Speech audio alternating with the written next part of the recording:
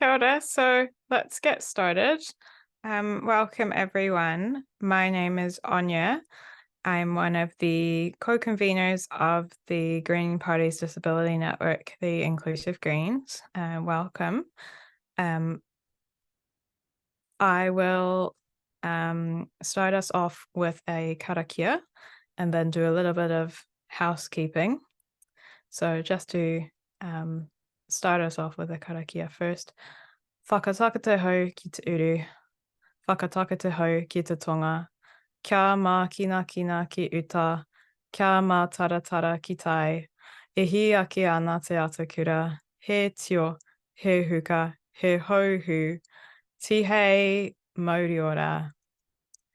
So we really appreciate our MPs being here with us today. So we have Jan Logie, who is the disability spokesperson this term, and Minister Marama Davidson.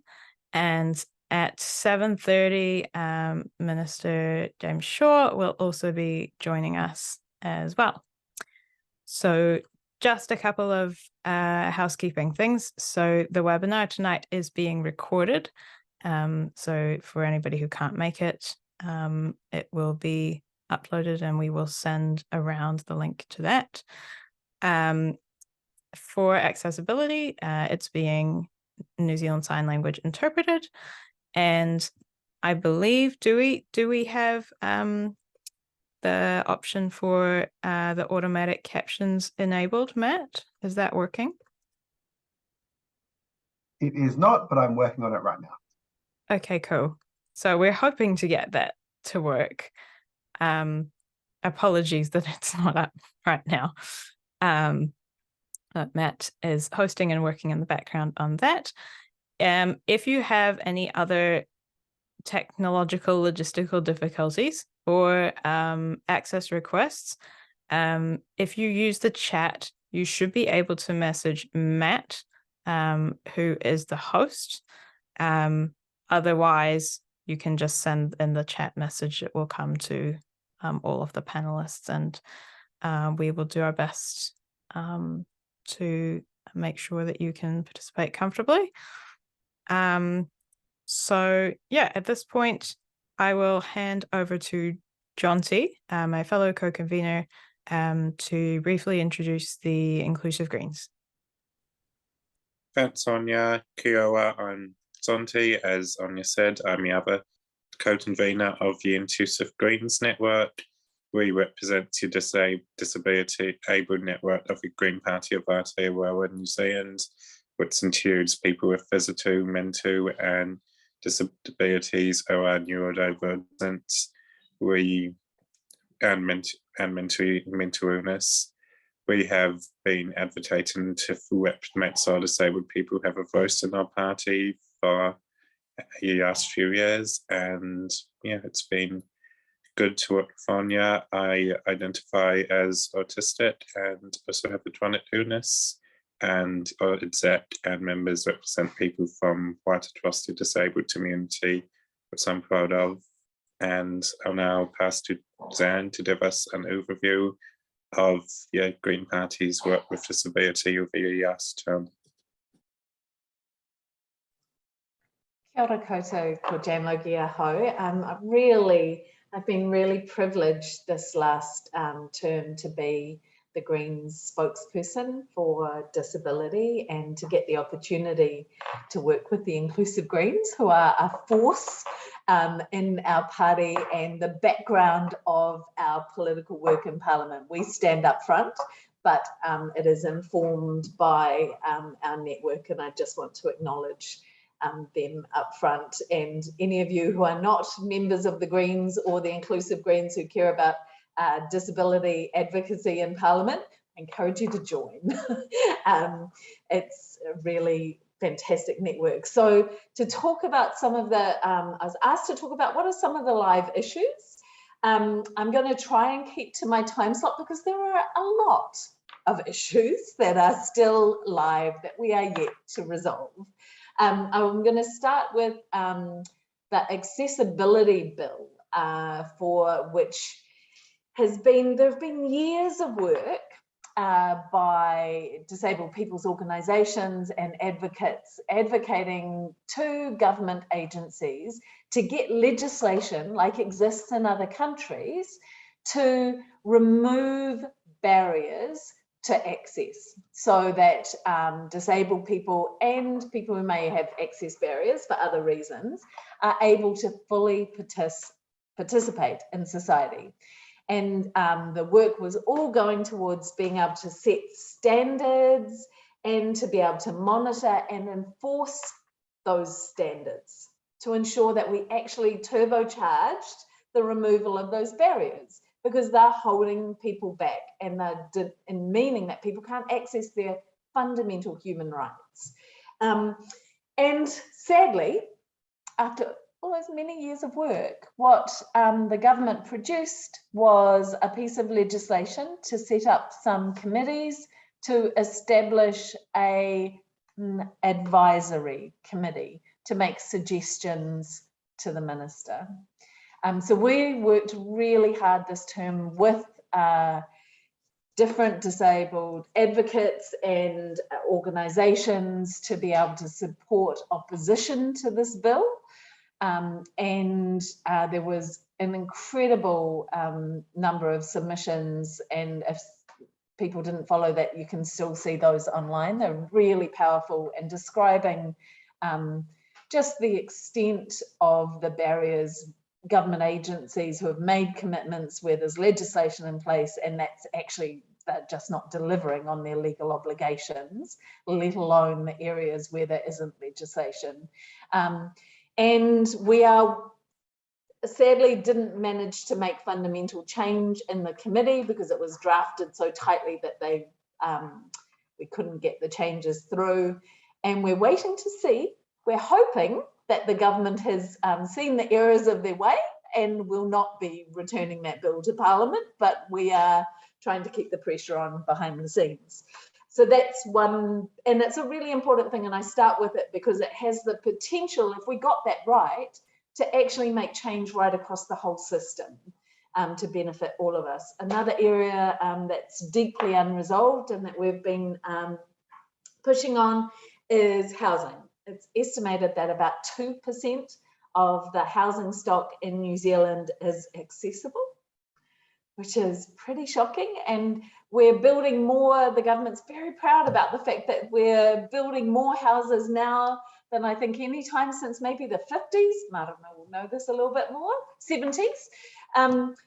And yet these houses are not going to be accessible. The government set itself a target of 15% of just the Aotearoa houses, not the broader Kiwi build houses or houses that they're incentivizing to be built, to be to universal design or fully accessible. And they didn't even meet that target.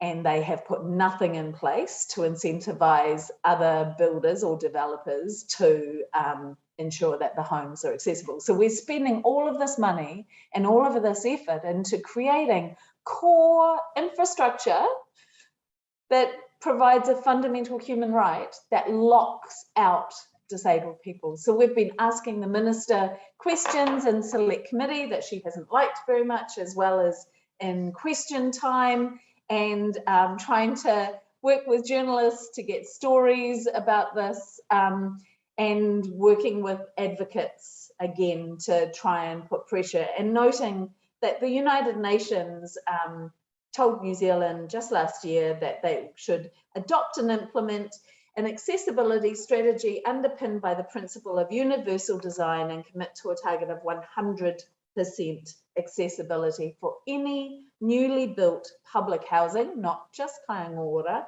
and to introduce a mandatory requirement for new housing constructed by the private sector. So that's what the UN is telling us to do, and we are waiting the response to that. Another area where we've been doing work is around, this is long-term work around incomes, and we know that in terms of child poverty, 1 in 5 disabled children live in households experiencing material hardship, more than double the rate of non-disabled children. And we know that there are higher rates of poverty for disabled children and children living in households with a disabled family member. And the Welfare Expert Advisory Group, which was part of the Greens commitment in the last government, made recommendations around reducing poverty, and they have not been implemented yet. The changes that have been made have not recognised the entrenched and specific poverty experienced by disabled people and children.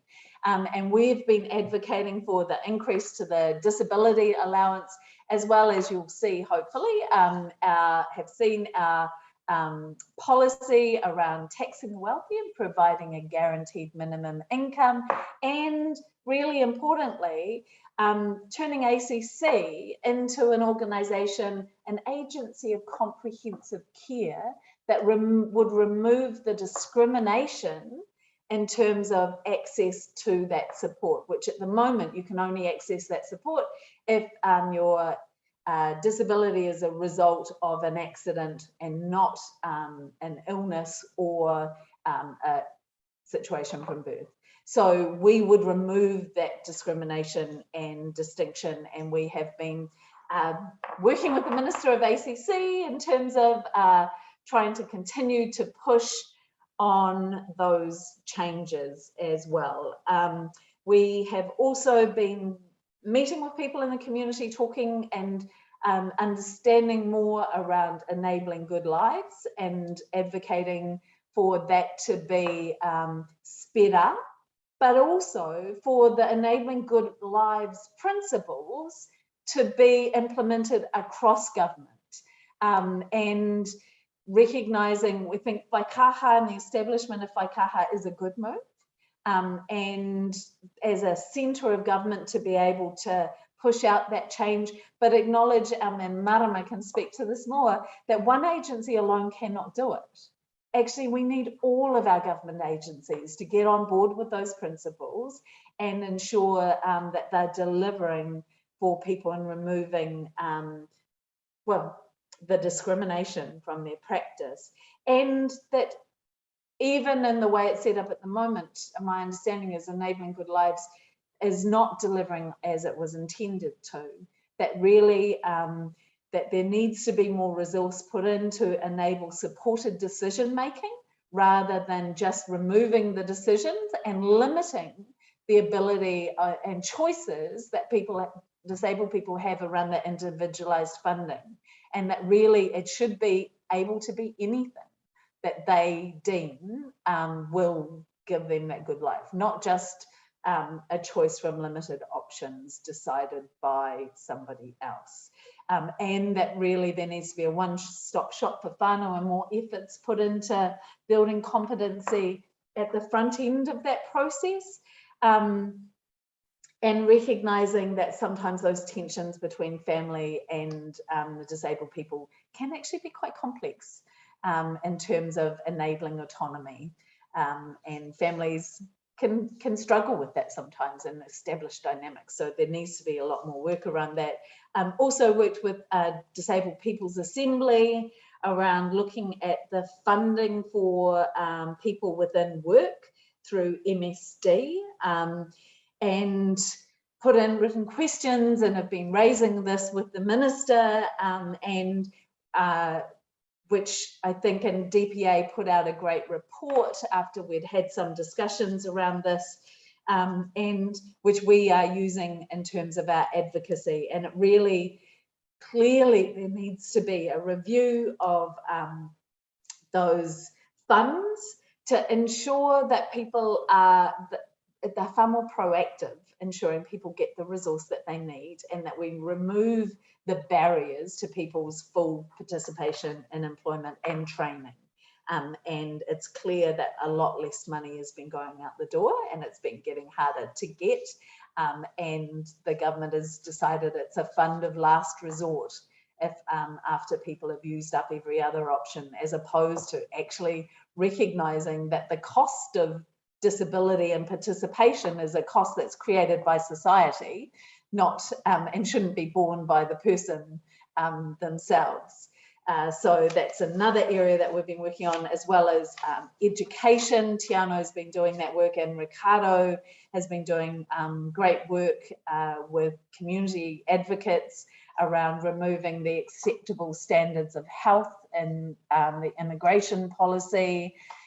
We've also continued to push around oranga tamarikis processes in terms of the history of far more disabled children being removed from home and not being able to be in family whānau settings. And we've just had a report from the Royal Commission today, which is deeply harrowing reading, incredibly important, and really points to the problem of, again, of institutional living and what happens when we don't take a human rights approach to disability, and don't enable people to live their good, safe lives in their homes and in communities that actually we often end up putting them in more danger in institutions. And then just also had ongoing work around the total mobility scheme. We're really pleased to see that the government commit to permanent half price funding around that. There's still a whole lot more work that needs to go on around the review of that scheme as a whole. And there was also another thing which has just gone out of my head. Oh, talking around the Greens also through the COVID portfolio have had a really strong focus this year around ensuring that the COVID measures put immunocompromised people front and centre, and that safety was a critical part of that. And we're calling for more significant measures to enable people to feel safe and be able to participate rather than just pretend it's all over and move on. So that's a very fast run through some of the things that we've been working on and are still working on.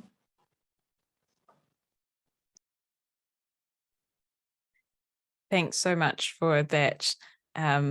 Yes, very comprehensive and also very succinct overview, and just the breadth of priorities that you've managed to focus on within the portfolio and with other MPs as well, because I know that that's something that as Inclusive Greens and that you also have championed within caucus, is that it's getting that visibility of, you know, a disability lens across the whole range of portfolios. So I'd like to hand over to Minister Marama Davidson now, and she will talk a bit more about our commitments to the disability community and also about her portfolio work. Thanks, Marama. Kia ora Anya, kia ora koutou katoa.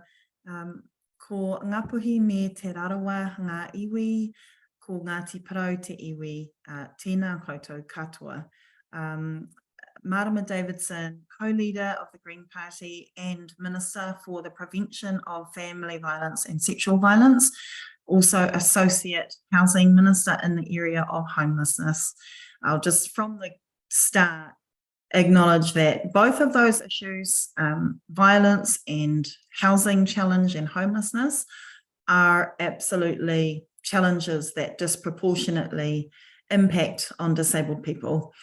So I will pick some of that up. What I have been asked to briefly run through are our Green Party manifesto, I guess, priorities regarding disability, which is to work towards an Aotearoa that is accessible for all, and that the Green Party always wants to champion building an inclusive Aotearoa where everyone has what they need to participate fully in our communities.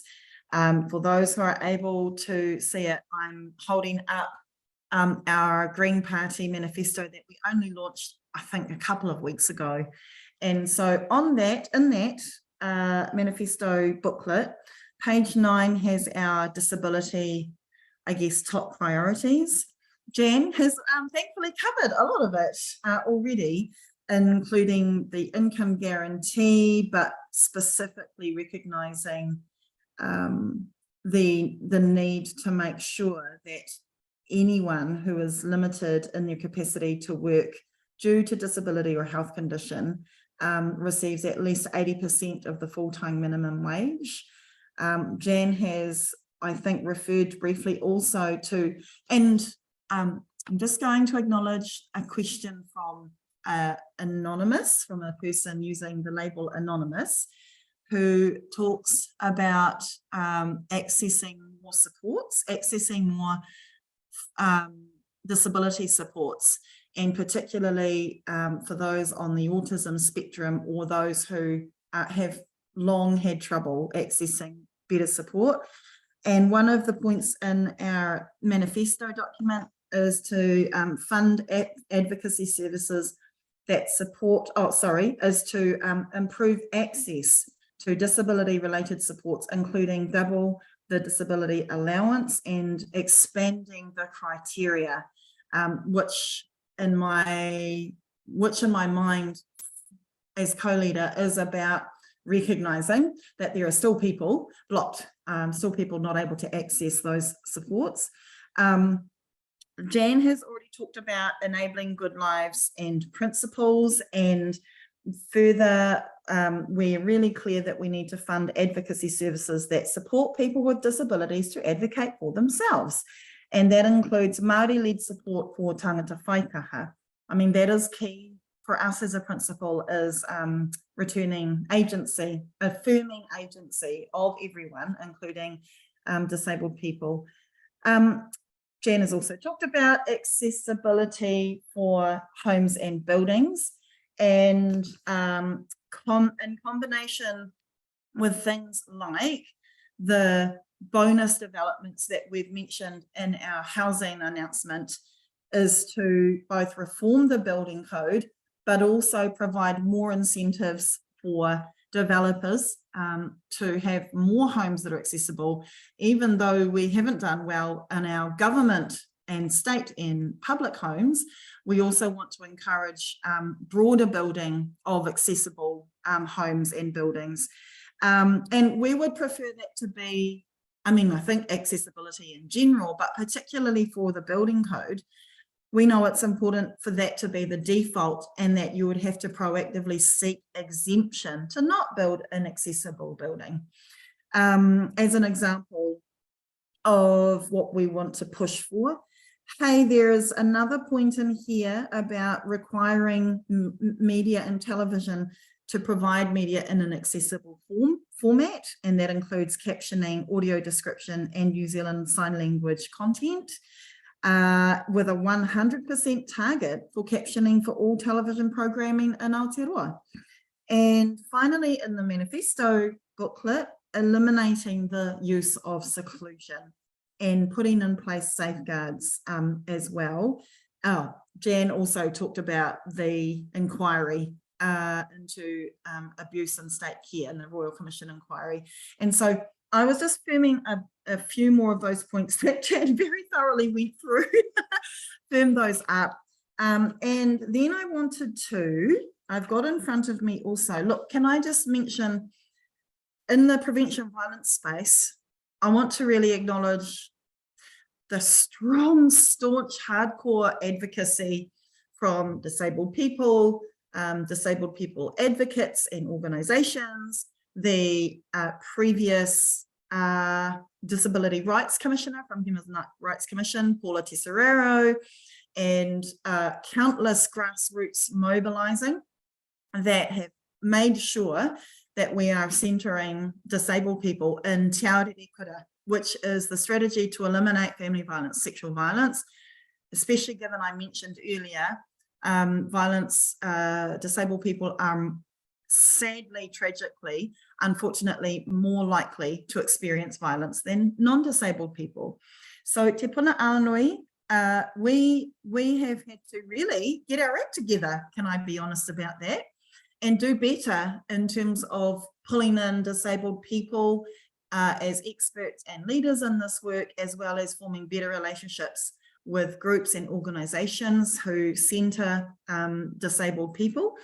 And because of that, I've just got it in front of me, because of that sort of advocacy, our budget 23 announcements this year in the prevention violence space included more funding, $6.1 million over 4 years for the SAFER, the Safeguarding Adults at Risk and Disabled People from Violence and Abuse program. That's still only a start, I know, but it was really important to prioritise those gaps and add more support to those gaps, especially in the prevention violence space. I know SAFER and organisations were really grateful and relieved to see that, but I know no one budget will be able to plug the gaps that have been downright a result of downright discrimination and injustice for the way that we have built our whole world to disable people. So I also wanted to mention that as a prevention violence minister, I am part of the ministerial disability group. We just met last night. We meet regularly with the focus of the response, the UN reporting basically for the Convention for the Rights of People with Disabilities. And there is a specific, the UN has called us out for a number of areas. I won't go over all the areas, but again, I'll just emphasize that there's a collective of ministers who meet regularly with key advocates, key organisations. It includes, of course, the ministry Whaikaha, and key groups and people and leaders who are disabled and from disabled communities. And there are some very specific accountabilities in the prevention violence space that the UN has highlighted, which includes recognising also the nature of violence towards disabled people, and particularly picking up on the unique harm experienced by tangata Whaikaha, who are also tangata Whaikaha with violence, and Pasifika peoples as well who are disabled. And so Te Aurere Kura has an absolute priority and responsibility to be very clear in the tailored supports that are going to be needed. And I just want to finally mention the advocacy for prevention violence work from, with, and by disabled people and groups has been about the importance of the twin track approach.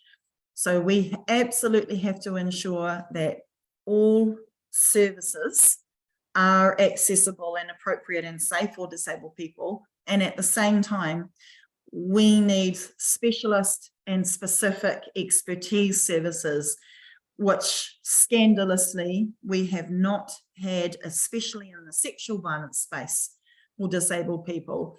And so that is the work that we are continuing to do with disabled people, is building up that capability and that structure for disabled specific expertise and specialist frontline services.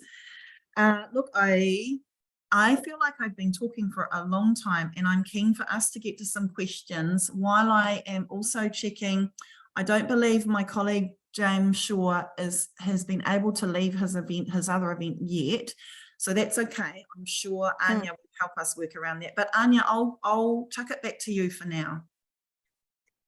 Thanks so much, Marama. Yeah, it's really fantastic to hear about both, the affirmation of the commitments within the disability manifesto page, which are just a sampling actually from within our wider disability policy, which I'll talk about in a moment, as well as the specific ways that you've been able to really progress a twin track approach, as you were talking about, in conjunction with disabled people and disabled people's organizations, and yeah, everyone advocating within the disability community, including whānau, for violence prevention and support services.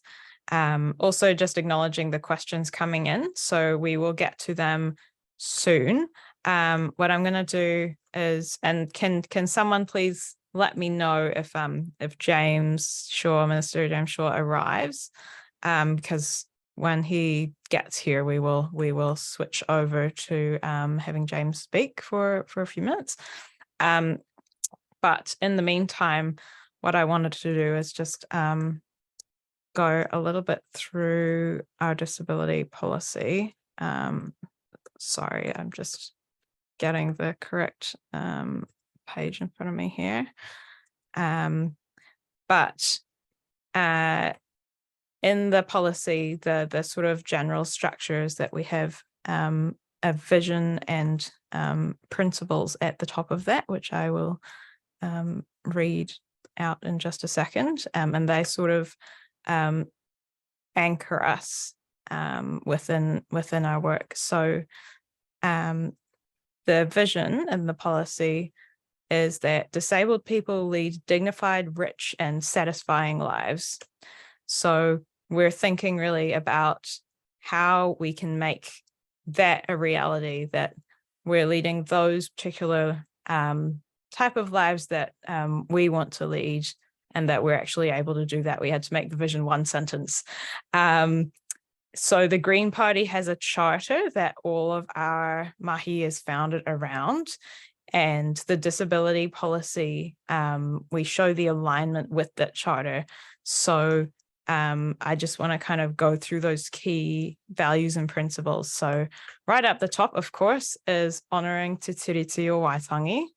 And what we've written about that is that Indigenous and collective understandings of disability should be honoured, and disproportionate inequities experienced by tangata whaikaha Māori and whānau hoa should be rectified, including having full and equitable access to culture and whenua.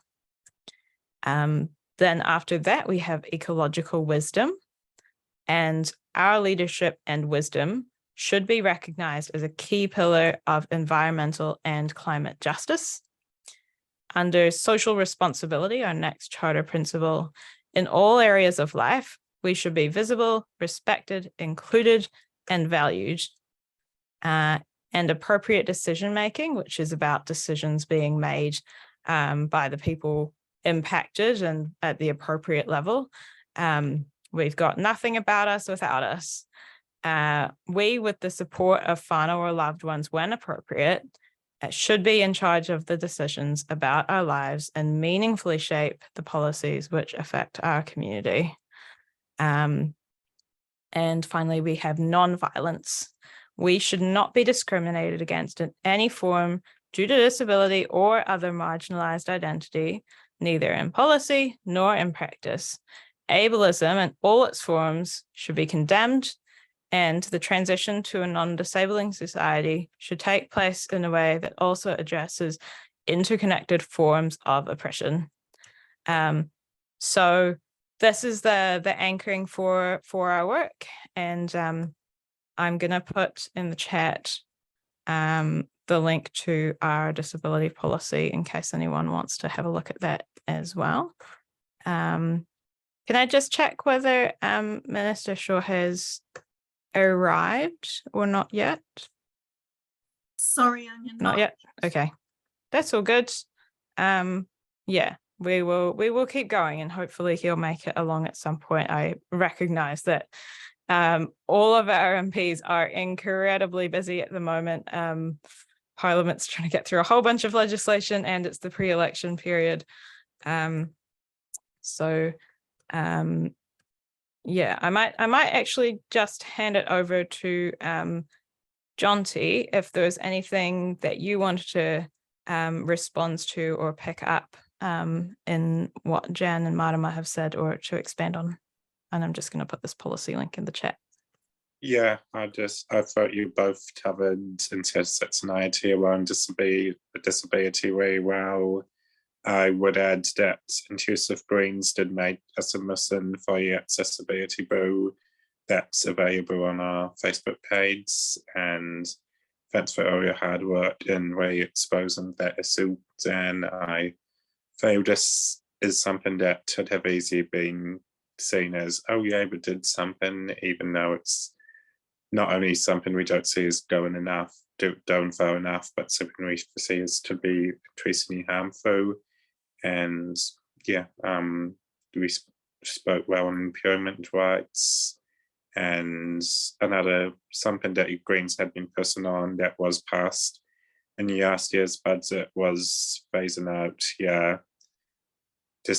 minimum wage exemptions that have been in place for a while. And yeah, I just want to acknowledge that was a big win for us. And yeah, thanks both. Yeah, Minister Davidson, you have your hand up. Kia ora, John T. Just wanted to, you reminded me, John T, of something that absolutely we also should have mentioned, and a really important question from anonymous attendee in the question and answer chat, which talks about we should absolutely have been centering that we are still absolutely in a pandemic. We still are, and throughout since early 2020, or since the pandemic we became aware of it, the Greens were often at times the only political party to keep pushing for prioritising the needs of people with compromised immunity, including disabled people, as the minimum standard of protection that would benefit all of us. So that included taking a public health approach through all of our decisions around safety and protections, including lockdowns, including more support for people in lockdown, including masking, including proper ventilation, for example, in schools, and making sure that there were employment protections for people to be able to focus on not going to work. And I just remember Jan in particular being really staunch about holding our place. What I want to acknowledge is that across the board, and look, I'll be upfront, including for us, I do think that a lot of that focus has moved through, and certainly when the government returned to even lowering the requirements for masking, we've always felt that that was a mistake. We've always felt that we should have been requiring some really minimum safety protections. And so just really want to acknowledge the person who raised that question. And yeah, I think that coming into election as well, I really encourage people to call all political parties to account, because there's certainly pressure to sort of almost ignore that we are absolutely still losing people's lives and well-being to a pandemic. Thanks, Marama. I'm immune compromised myself, so it means a lot. And I noticed Minister Saw is here, so I'll pass to him.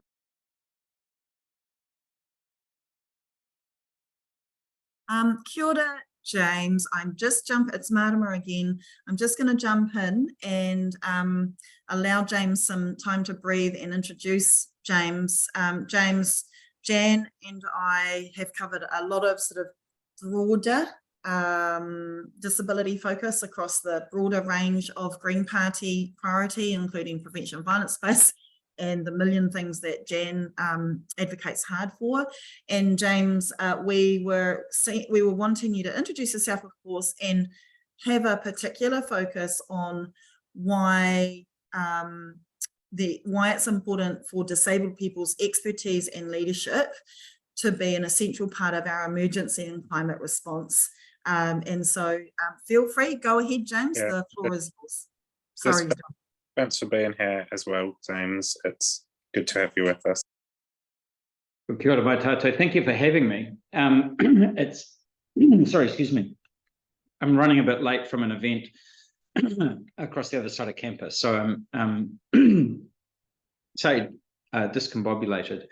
Don't worry, we know you all have very busy schedules, so no. Are you all right to go, James? Or we can Yep. switch to a couple of questions and come back No, in a few minutes. I'm good. I was just Okay. weirdly went for that thing, and the moment I started talking, All good. anyway, and look, thank you.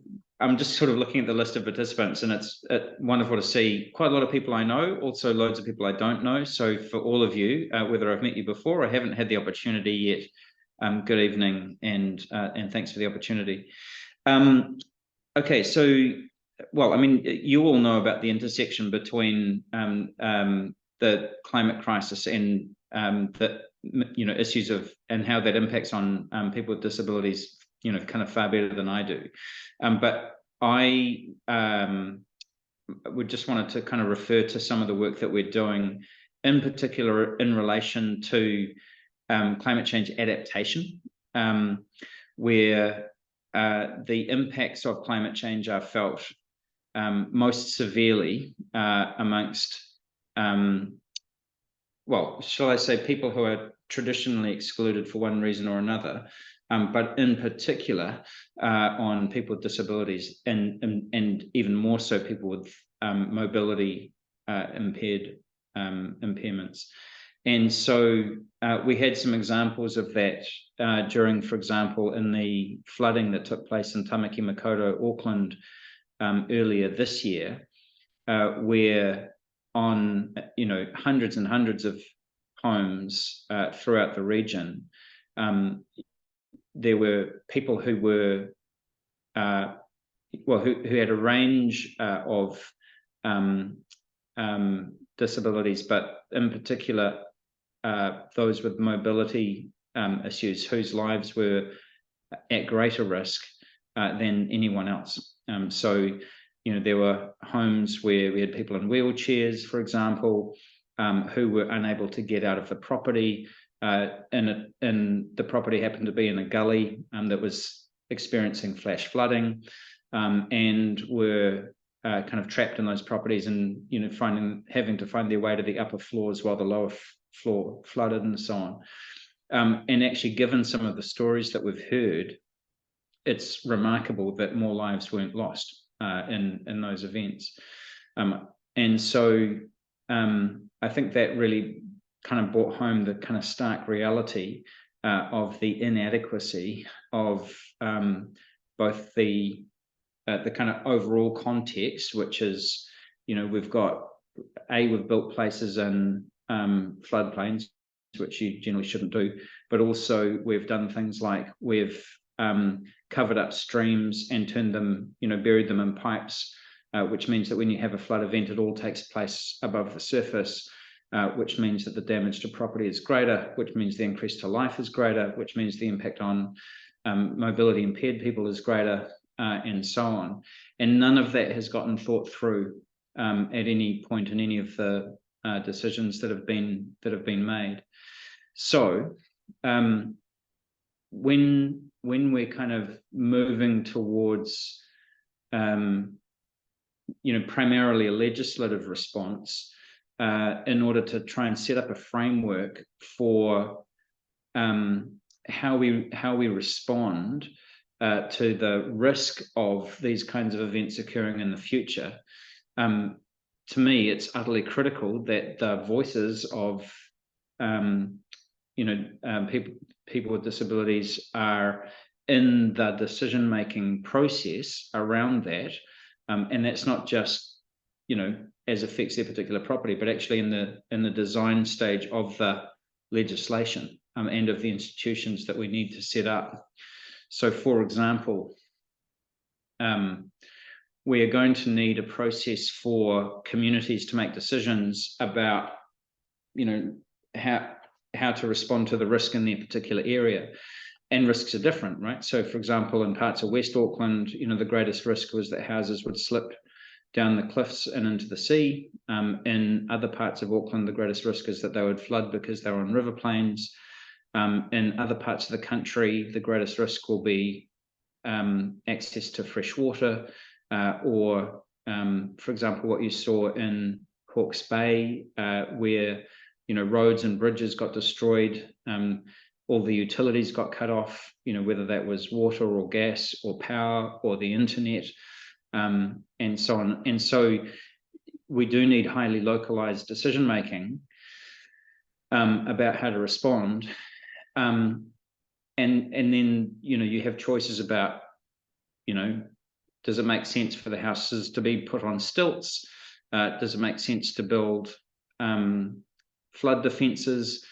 Does it make sense to go to a managed retreat situation and to relocate that community or that part of that community, and so on? And you can see very easily how those decisions could be made without the interests or a focus on people with disabilities, and then that would simply compound the risk rather than to alleviate it for people in those situations.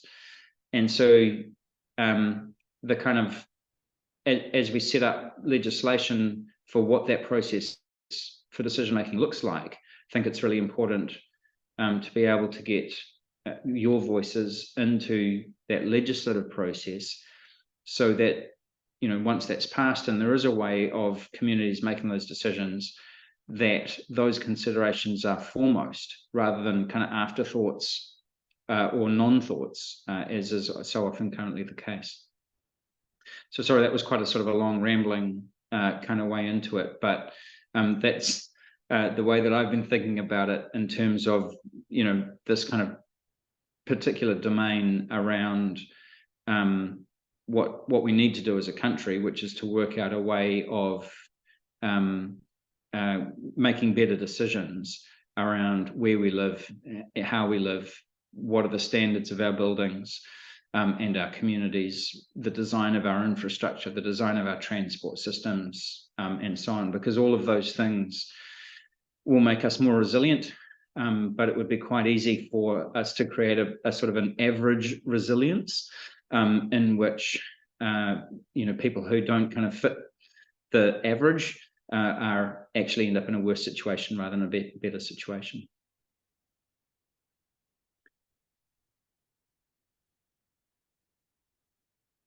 So I'll leave it. I kind of leave that as my kind of opening salvo, and you can take it from there. Thanks so much for that overview, James. I think what we will do right now is jump straight into questions, because we have quite a few. Marama has her hand up before. Oh, yeah. Go for it, Marama, yeah. Kia ora, Marama here. I'm happy to pick up on some particular questions right now, because, and I must apologise, my silly Parliament computer is doing that thing where it's compulsorily gonna shut down to do a big restart, something that I don't have any stupid control over. Embarrassing, awkward. So I'm happy to get out as much as I can within the next 7 minutes before Go for it. So look, Jasmine asked a really important question about if government is meeting regularly in regards to NCRPD, which we are, and the recommendations for Aotearoa, could those updates please be shared with us regularly too? I absolutely agree. And what I was just typing into the chat was that it's currently Minister Priyanka Radhakrishnan, who is the Minister for Disability Issues, who is responsible for the report back at the government level. I am going to say in the interim that I believe it was previously Minister Poto Williams, who has reported back in March 2023 in Cabinet, is my current understanding, on those recommendations from the UN and from the UN committee. And there is also the independent monitoring group who I am pretty sure, my assumption is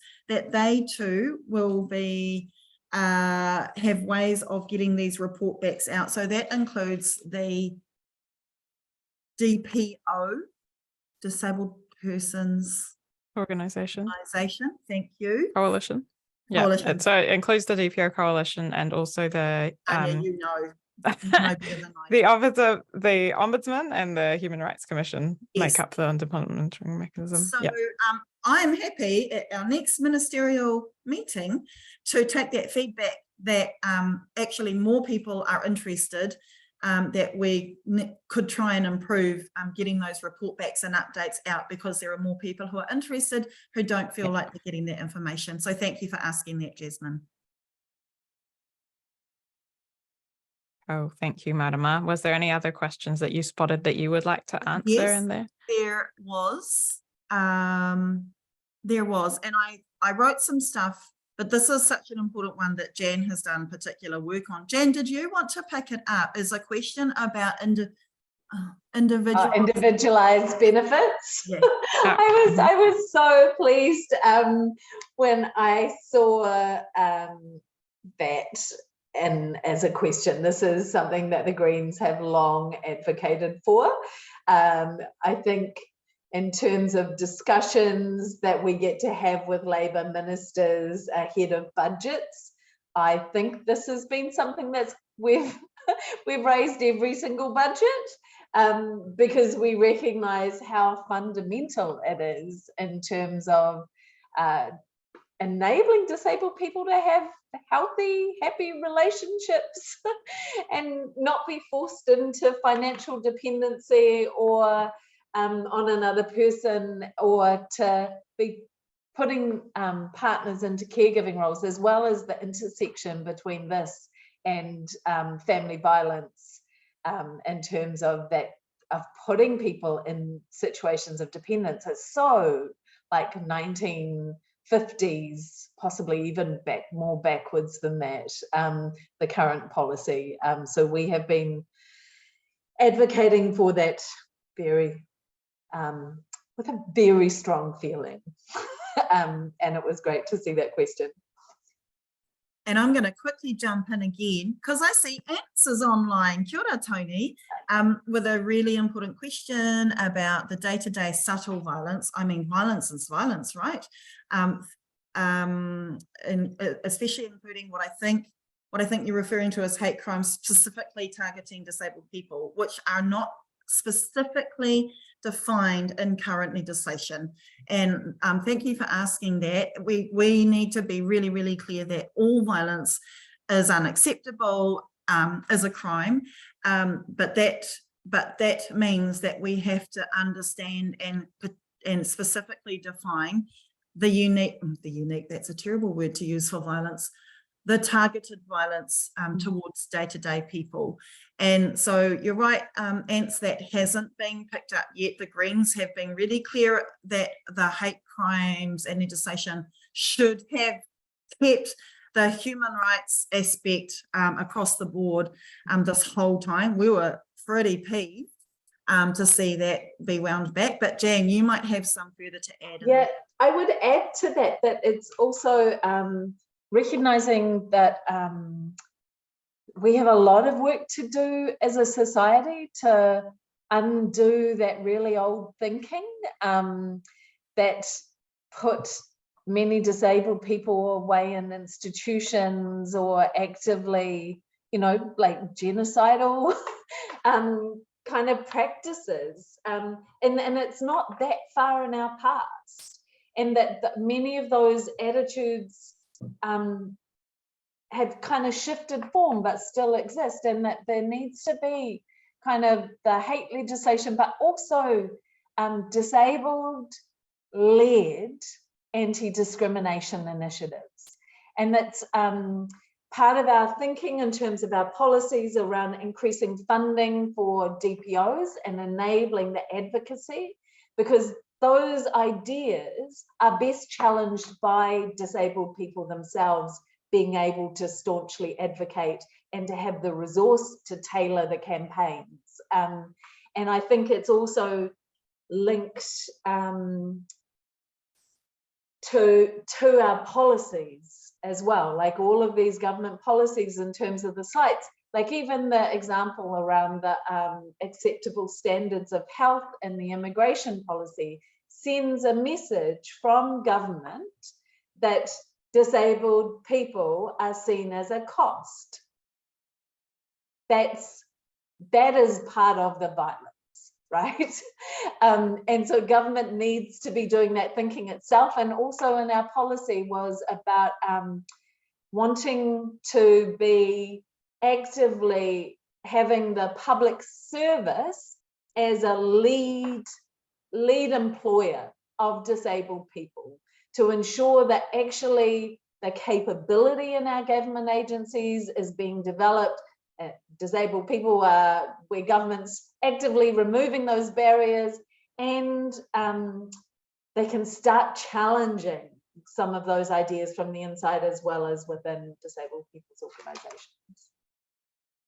Thank you both. And I just want to acknowledge, and Marama says the computer is restarting, all good. Acknowledge that someone messaged in the chat to the panelists as well, the form of violence of institutionalization still being something present that goes on in disability services. And I know that in the Greens disability policy, we're very clear that everyone should have equal choices about where they live and who they live with, and what support they receive, and how that's administered. So very much in line with self-determination and with enabling good lives as well. I wanted to pick up on a few of the other questions. Many of them have been touched on, but in the employment area, whether we could have more proactive legislation around things like remote work, and also support for disabled business owners. Just acknowledging as well, there's one about transitions after high school, and want to sort of acknowledge how high the unemployment rate is for young disabled people who are not only not employed but not in training or education also, and the fact that that's systemically showing discrimination and a lack of actually attention to making sure that programs are working for us, whether that's in the flexibility we need in studies or work. So Jan, I wondered if you wanted to speak to that area at all. Yeah, I would love to. I think, and just to say that I think when we look at the unemployment rate, disabled, non-disabled, it doesn't show the extent of the problem. So it's 3.6%. It's just gone up for across the board unemployment rate, but at the time it was 3.3%. The rate of unemployment of disabled people showed up as 7.9%. So that's more than double. But actually, I think the labour force participation rate is far more telling, where 83% of people who do not identify as being disabled are participating in our labour force, but only 45% of disabled people. And I think that there needs to be a really comprehensive review in terms of employment. And this has been part of the disability strategy for a very long time, because disabled people have really identified as this as an area where there's an urgent need to remove barriers, because, like we all, I'm one of those people that think work provides meaning and connection when it's appropriate for us, right? Like bad, and that when I say that, I'm talking about good work, not bad work, and work that's inappropriate for people. And that's when I was talking before about the review of the support funds for employment through MSD, that there's been really, through questions for written answers and research, we've seen that the allocated budget for support for people into employment has dropped by 16% in recent times, and spending on training support has dropped by 83%. And that the maximum amount of funding that people are able to access of $16,900 a year hasn't risen since the fund was introduced in 1994. So that's, and that there's a need for that to apply for people who are self-employed, because actually that autonomy provides some real options if the resource was there for people. And also that there a lot of people talk, and I think this is a really important point, is that there needs to be more clarity for employers about expectations of what we call reasonable accommodation, which in law, it is illegal to discriminate, and employers are required to provide reasonable accommodations. But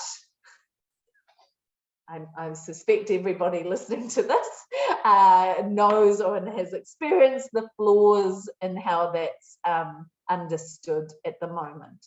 And there's also a point for that was pointed to me as well, of people who, that some of the job funding that was set up for people who may only ever be able to work a few hours a week, but that those few hours a week were for them quite transformational, and the support service that went around getting people in and connected into those jobs enabled people to be able to get support when they needed it without limiting the time frame of being able to get that support, because sometimes the time, like you might get support getting into the job, then you're totally fine doing your own thing, and then something happens and you need support again to be able to maintain your kind of involvement in work, or you might just actually need a low level of support all the way along,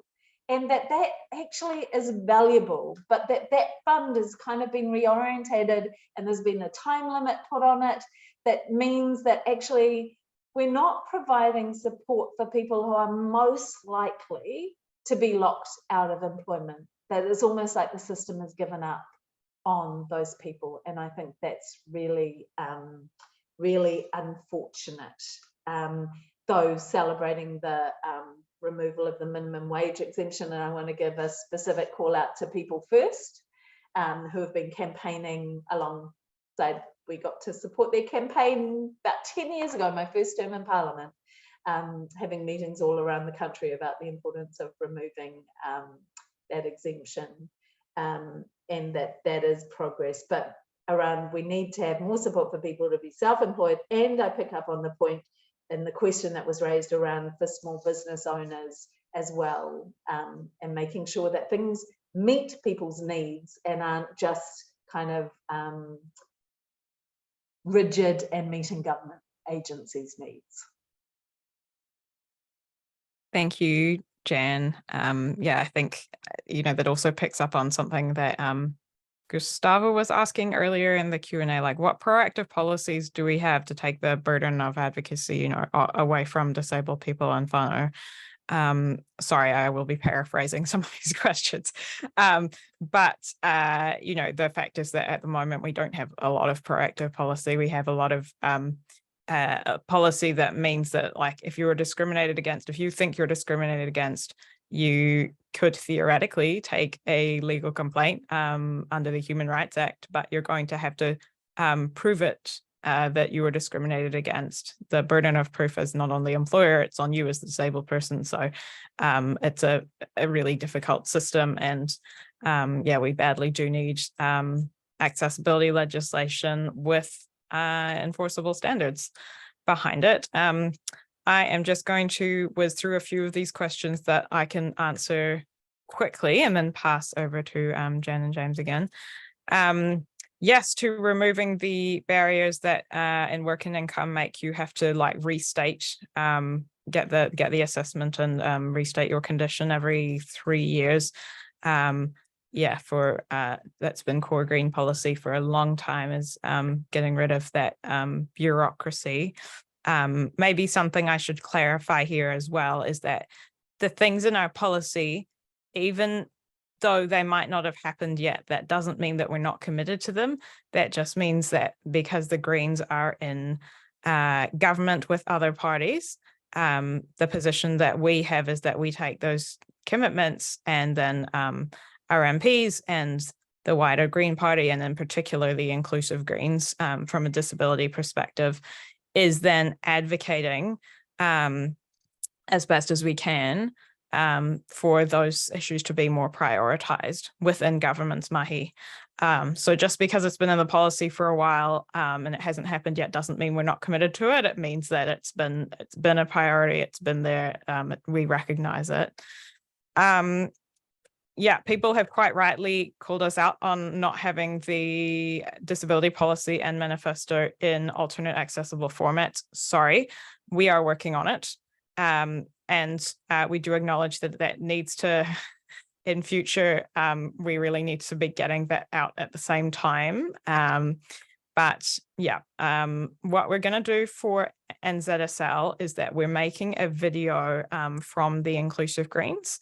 That's well underway, and we have a deaf person who is going to be doing the translation, like as an interpreter in the corner of the picture for that video. So yeah, we hope to get that up in a few weeks. That's in progress.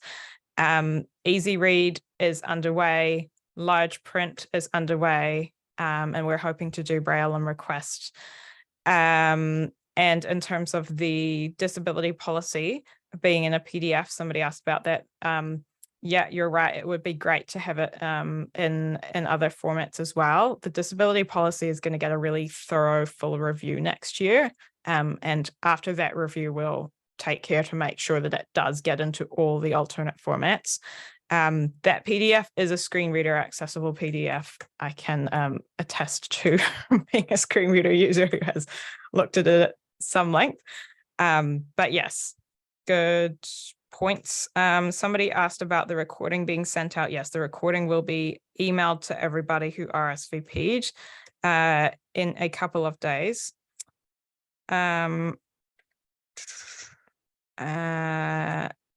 just wondered, we have a few questions about how advocacy is funded, and Jan, I wondered if you wanted to pick up on any of those, kind of the breadth of needing to fund advocacy across, beyond, so the DPO coalition, but perhaps a wider mandate, right, as well for disabled-led advocacy. And also somebody asked about funding disabled people's participation more broadly within consultation exercises. Yeah. So I think the way with our policy at the moment is focused around the funding of disabled people's advocacy, disabled people's organisations more formally. But I would say that this is a conversation that quite a few sectors are raising with me, and I think it's because recently government's been trying to engage more. And quite often they're engaging with the same people, and it's really time intensive, and the expertise, there's a sense of when government pays corporates and pays out massive fees and to consultants, that it would be nice to have the knowledge and the expertise of affected people and their advocates acknowledged in the same way, and the Greens have always been about that kaupapa and as well, and I do, but in terms of what's formally in our policy, it's around funding the DPO's disabled advocacy and getting more disabled people within the public sector, and also getting systems in place that where government takes more responsibility for its own removing the barriers rather than relying on the individual to have to enforce them. Yeah, could I just add one clarification there as well? So I'm just I'm looking also at the wording that we have on the manifesto, and so what it says is fund advocacy services that support people with disabilities to advocate for themselves, including Māori-led support for tangata whaikaha. And I know that in our policy, like when we talk about disabled people's organisations, we do mean any disabled people's organisations, so just like disabled-led organisations. So that wouldn't be limited to the disabled people's organisations within the DPO coalition, just to answer that particular question. It's a yeah. really important distinction. Cool. Sorry, I'm just trying to get the questions in front of me. Was there any questions? James, was there any questions in there that you wanted to pick up on or add something on? No, sorry. Excuse me. I've got this frog in my throat. No, I think Jan has covered everything that I would want to cover, and is also our resident expert. So, would you like to talk a bit about what it's like working with Labour Party and how we might be able to get more disability supports if we had representatives in cabinet? Yeah, it depends on the nature of the relationship that we have with them, which depends on how many MPs we have and whether they rely on us for votes. So in the 2017 to 2020 government, where they really needed our votes, it meant that we had one of our ministers on every cabinet subcommittee, except for one. And what that meant was that every single cabinet paper, except for the ones that went to that one committee, which were to do with foreign affairs, defence and security, all of the other cabinet papers on every other matter came to our office, and that gave us a chance to review them. And what that means is that not just our MPs and ministers, but actually more importantly our staff were able to kind of cast an eye over literally every single decision that was going up towards cabinet. And every now and then what that meant was that we could kind of go on, now hang on a second, have we thought about where the disability community is in this? Because this feels like it might impact on them more than others, you know. And we didn't necessarily do that with every paper. And in fact, lots of papers, because the volume was so great and we're a small party, we had to, you know, you have to triage these things and say, well, actually, it looks interesting, but we just don't have the capacity to deal with it. But on high priority stuff, it does mean that we kind of had the ability to kind of like check each other's homework. And we haven't had that ability in this term because we're outside cabinet, and we don't see any of the cabinet papers other than a handful. And so it really does come down to the nature of the relationship in terms of our ability to be able to kind of catch those things on the way through the decision-making process. And to me, that's kind of more important than just about any other part of the relationship. Which is why, you know, if you kind of hear me at conferences or speeches, I talk about this a lot. I say we need to have more Green MPs in Parliament, more Green ministers sitting around the cabinet table, because that is actually how you're able to kind of spot those kind of gaps in policy or decision making that otherwise might get missed. And yeah, I remember there were some not great policies that we managed to stop in the last term of Parliament. So thanks for that answer. It's very good. Are you onto your? yeah. I will just pick up on a couple of the other questions. Jan, I don't know if you want to talk a little bit about public transport accessibility, and also the need for accessibility of existing, so not only new builds, but you know, the gaps that we currently have in the building code around physical accessibility in particular.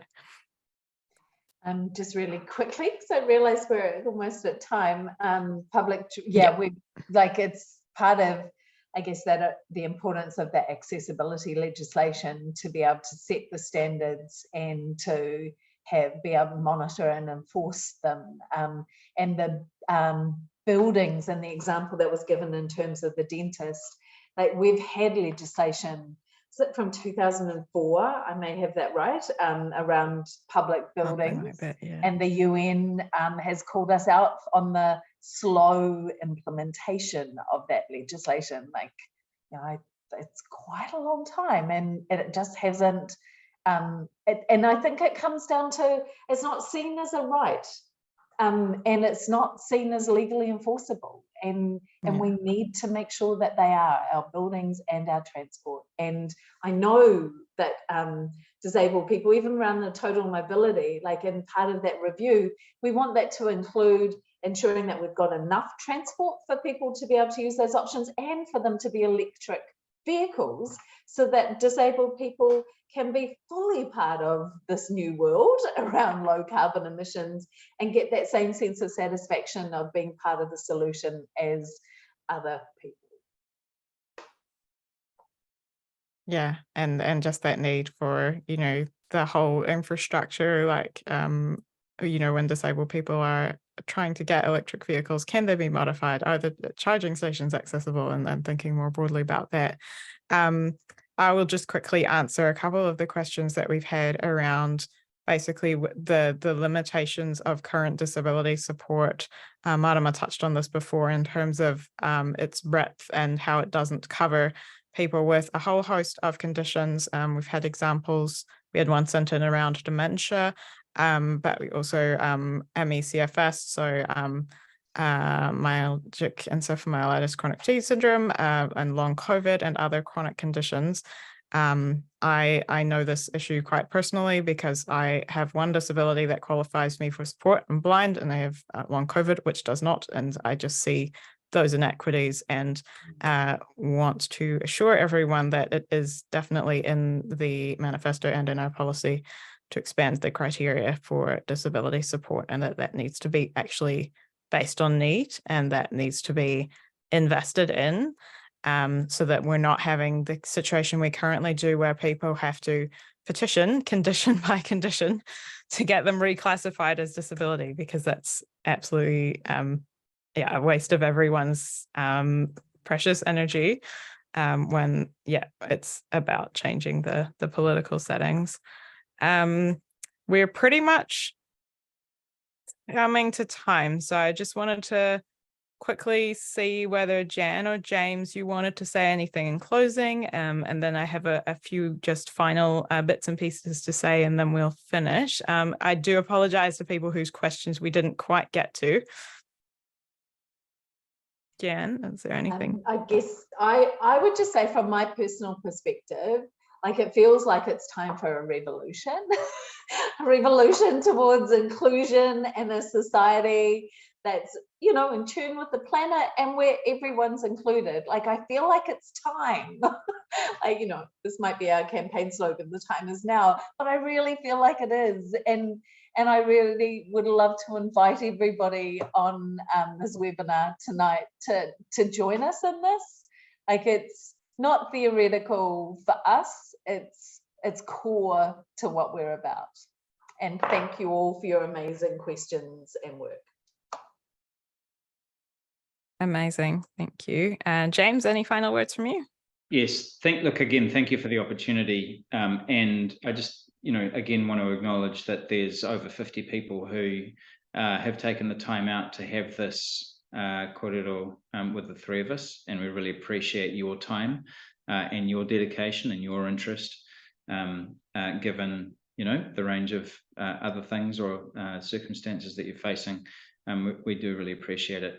And I also just wanted to say that even if we didn't have a chance to get to your question tonight, they're good prompts for myself and for Marama and for Jan as well. Yeah, we will save those questions. I've copied most of them over. Matt, if you're able to actually save them, that would be fantastic. But otherwise, I have got most of them just to recognize the breadth of issues that you're all very, very right to be raising, and we really appreciate you taking the time to be here and to do that. I've just put links in the chat for anyone who might like to help us build our mandate, build our power by joining the Green Party, as well as information about the Inclusive Greens. And if you've RSVP'd to the event, if you've got the Zoom link via email, you will get this on email in a couple of days as well. So don't worry if you can't get those links. if you're one of the people who didn't get the RSVP link, didn't get the Zoom link on email, but messaged me for it, and you need any other links, just message me afterwards. But yeah, just again wanted to emphasize how much your support does really give a stronger mandate for us in the Greens around disability. And the more that, you're happy to sort of champion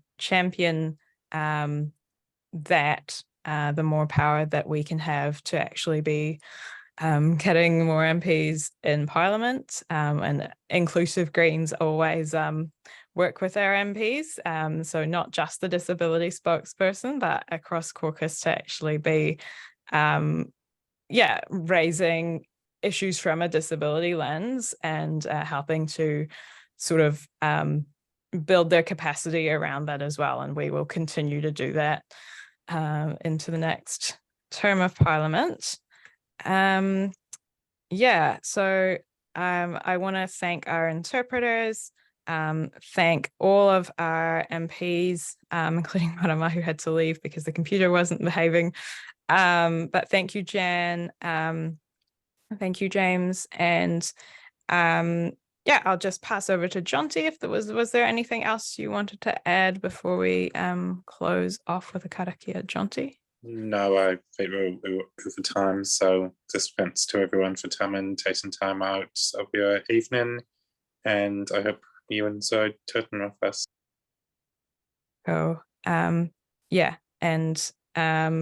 If there was something that we seemed to have missed in the chat or whatever that you want to follow up with on email, inclusive.greens@greens.org.nz is the email address. Okay, so I will close us off with a karakia. Kia tau te rangi maari e o te rangi e tū nei, o papa tuanu kua tākoto nei, o te taio e awhi nei, ki runga ia tātou, tihei, mauri ora. Mauri ora. Thanks so much.